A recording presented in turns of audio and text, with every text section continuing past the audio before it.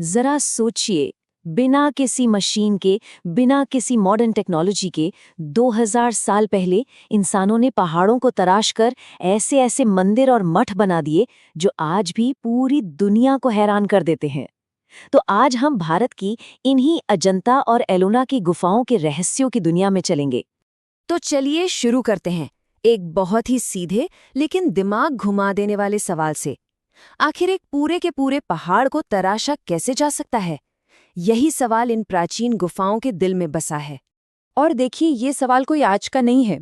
पिछले 2000 सालों से अजंता और एलोरा के ये शानदार नमूने इसी एक सवाल को जन्म देते आए हैं।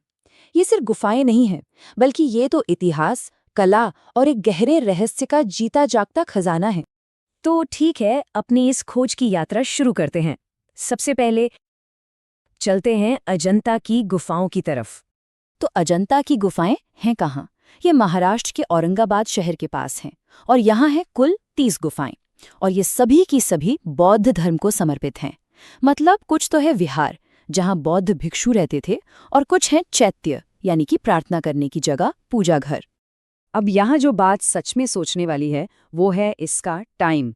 इन गुफाओं को बनाना शुरू किया गया 2री शताब्दी ईसा पूर्व में, यानी आज से लगभग 2200 साल पहले। और ये काम चलता रहा 6ठी शताब्दी ईस्वी तक। मतलब इन्हें बनाने में पीढ़ियों का समर्पण लगा, सैकड़ों साल लग गए। लेकिन अजंता को जो चीज़ सबसे खास बनाती है ना, वो सिर्फ पत्थर की नक्काशी नहीं है। असली जादू तो इसकी दीवारों पर बसे रंगों में है। वो रंग जो सदियों बाद भी आज भी ऐसे लगते हैं जैसे अभी अभी बनाए गए हों, एकदम जिंदा। और यहीं से उठता है अजंता का सबसे बड़ा सवाल। आखिर 2000 साल पुरानी पेंटिंग्स इतने लंबे समय तक बची कैसे रहीं? खराब क्यों नहीं हुई? ये कैसे हो सकता है कि इनके रंग आज भी इतने साफ साफ दिखाई देते हैं? तो देखिए, एक्सपर्ट्स मानते हैं कि इसके पीछे ना एक नहीं कई वजहें हैं। पहली बात तो ये कि जो रंग इस्तेमाल हुए वो सब नेचुरल थे, मतलब पौधों और पत्थरों से बनाए गए। दूसरी वजह, गुफाओं के अंदर का अंधेरा। इसकी वजह से ये सूरज की सीधी रोशनी से बच गई। और तीसरी, एक बहुत ही खास टेक्निक जिसे कहते हैं फ्रेस्को सेको। इसमें सूखे प्लास्टर पर पेंटिंग की जाती थी, जिससे रंग दीवार में एकदम पक्के हो जाते थे। चलिए अब अजंता से आगे बढ़ते हैं और चलते हैं एलोरा की तरफ, जो कला और आर्किटेक्चर का कह सकते हैं एक और भी बड़ा अजूबा है। आपको पता है, एलोरा में असल में तो 100 से भी ज्यादा गुफाएं हैं। हाँ, लेकिन उनमें से सिर्फ 34 ही आम लोगों के लिए खुली हैं। पर सोचिए, 34 गुफाएं भी अपने आप में कितनी बड़ी बात है। एलोरा की सबसे अनोखी बात पता है क्या है? ये कि यहाँ 3 बड़े धर्मों का संगम है। यहाँ आपको बौद्ध मठ भी मिलेंगे, हिंदू मंदिर भी और जैन देवालय भी, सब एक ही जगह पर, एक दूसरे के बगल में। ये उस जमाने की धार्मिक सहनशीलता का एक जबरदस्त सबूत है। लेकिन एलोरा का जो असली हीरा है और उसका सबसे गहरा राज, वो छिपा है गुफा नंबर 16 में। नाम है कैलाश मंदिर। और ये कोई मामूली मंदिर नहीं है।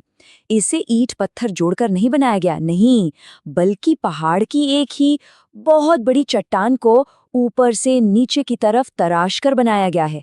ये दुनिया की सबसे बड़ी मोनोलिथिक संरचना है, मतलब एक ही पत्थर से बनी हुई। इसे बनाने का तरीका तो आज के बड़े बड़े आर्किटेक्ट्स का भी सिर घुमा देता है।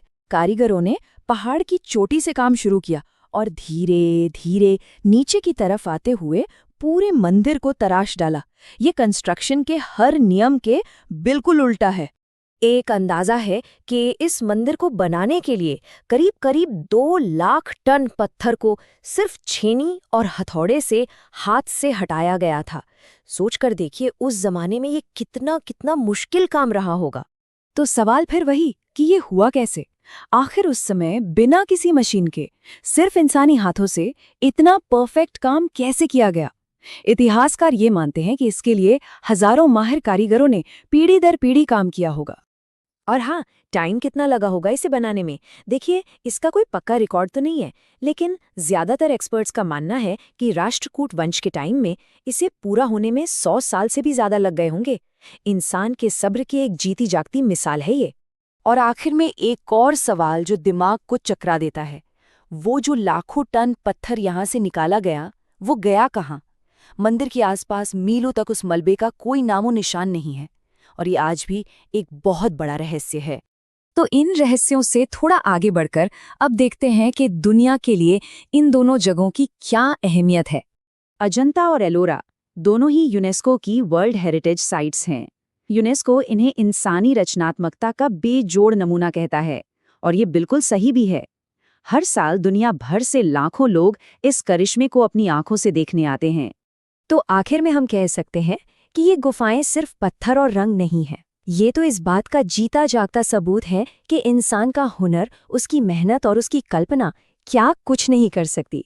और ये हमें एक बहुत बड़े सवाल के साथ छोड़ जाता है। अगर हजारों साल पहले बिना किसी मॉडर्न टेक्नोलॉजी के ऐसा कुछ बनाना मुमकिन था, तो आज जब हमारे पास सब कुछ है, तो हमारी अपनी रचनात्मकता की असली हद क्या है?